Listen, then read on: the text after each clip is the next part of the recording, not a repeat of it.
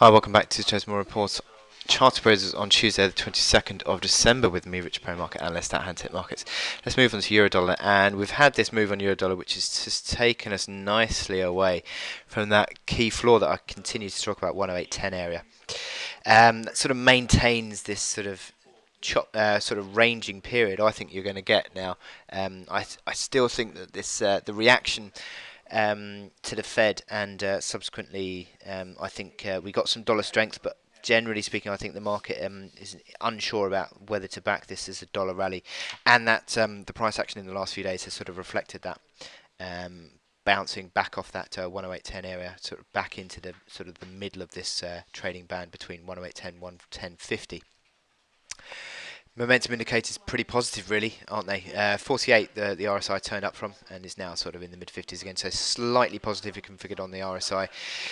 Reasonable on the MACD lines, although sort of fairly neutral. But the stochastics are pretty positive as well, having just turned up again. So I'm pretty much of the opinion now that this 108.10 mark is going to hold on. It's looking pretty decent, and you've had a nice little rally yesterday. You've broken through, this is the hourly chart, you've broken through 108.80, which you could argue is a little bit of a near-term base pattern.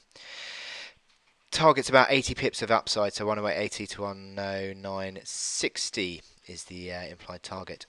And didn't get too far away from there yesterday, but still, I think there is further upside in it. You've got the momentum indicators hourly chart, which are nicely configured, aren't they?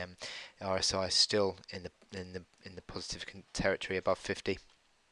MACD line still positive, and stochastics as well turning up again as they have done in the last 3 days, having formed the basis of the higher highs. So that is again a decent sign of a test higher, perhaps for that reaction higher 110.06. But generally, I think we could see, if the bulls get behind it, we could even see a move towards 110.50. But I think 110 as a general rule is a pretty decent area for euro dollar to come back to. So I'm still pretty positive about this euro dollar chart within this sort of near term trading band. So I wish you good luck in your trading today, and I'll speak to you later. Thank you.